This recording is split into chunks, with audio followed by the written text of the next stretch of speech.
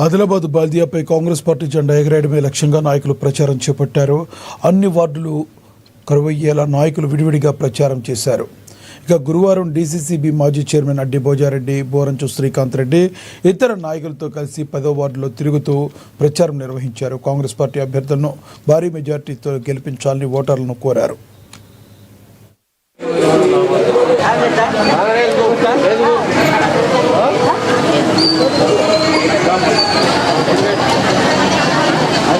ఈరోజు ఈ ప్రభుత్వం వచ్చిన తర్వాత 4000 ఇంద్రమ్మ ఇండ్లు యొక్క నియోజకవర్గం రావడం జరిగిందని చెప్పి తెలియజేస్తా ఉన్నాం.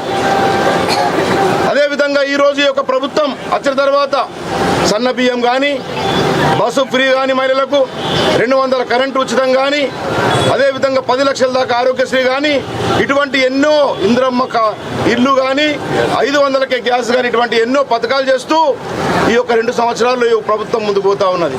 గతంలో చూస్తూ ఉంటే 10 సంవత్సరాలు ఈ పట్టణంలో, ఆదిలాబాద్ పట్టణంలో బీఆర్ఎస్ పార్టీ ఒక ఇల్లు కూడా ఇవ్వలే, డబుల్ బెడ్రూమ్.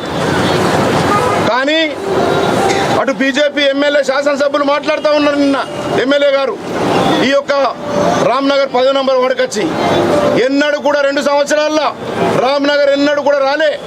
కానీ నిన్న వచ్చి మాట్లాడుతున్నాడు ఎన్నికల సందర్భంగా. ఆయనని యొక్క సందర్భంగా అడుగుతా ఉన్నాం, 10వ నంబర్ వార్డు నుంచి నువ్వు 2 సంవత్సరాల్లో ఆదిలాబాద్లో ఏం చేసినా ఒకసారి ప్రజలకు రేపు చెప్పని చెప్పి తెలియజేస్తా ఉన్నాం. 10 సంవత్సరాలు బీఆర్ఎస్ పార్టీ ఒక ఇల్లు కూడా ఇయ్యని దాఖలాలు ఇక్కడ ఉన్నాయి. కానీ వాళ్ళిద్దరికిద్దరు విమర్శించి ఈ యొక్క పక్కతోవకు ఆదిలాబాద్ నియోజకవర్గం కానీ పట్టణాన్ని పట్టేందుకు చూస్తూ ఉన్నారు. ఇటు జోగురామన్న గారి మాజీ మంత్రి గారు కానీ, ఇటు అదేవిధంగా పాయల శంకర్ ఉన్న ఎమ్మెల్యే గారు కానీ 2 సంవత్సరాల అభివృద్ధి మాత్రం శూన్యమున్నది. పట్టణంలో ఎన్నడూ కూడా పట్టణంలో తిరగలే, సమస్యలు పరిష్కారం చేయలే. ఎన్నికలు ఈరోజు నిన్న రావడం జరిగింది. మేము అన్ని వార్డులు 49 వార్డులో తిరుగుతూ ఉన్నాం. 49 వార్డులలో కూడా ప్రజలు తప్పకుండా కాంగ్రెస్ పార్టీని ఈసారి గెలిపిస్తాం. ఈరోజు ఈ ప్రభుత్వం వచ్చిన తర్వాత 4000 ఇంద్రమ్మ ఇండ్లు యొక్క నియోజకవర్గం రావడం జరిగిందని చెప్పి తెలియజేస్తా ఉన్నాం.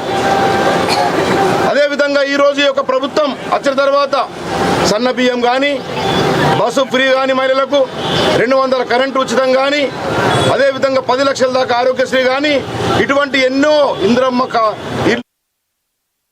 కాంగ్రెస్ పార్టీ బలపరిచిన కౌన్సిలర్ అభ్యర్థులను భారీ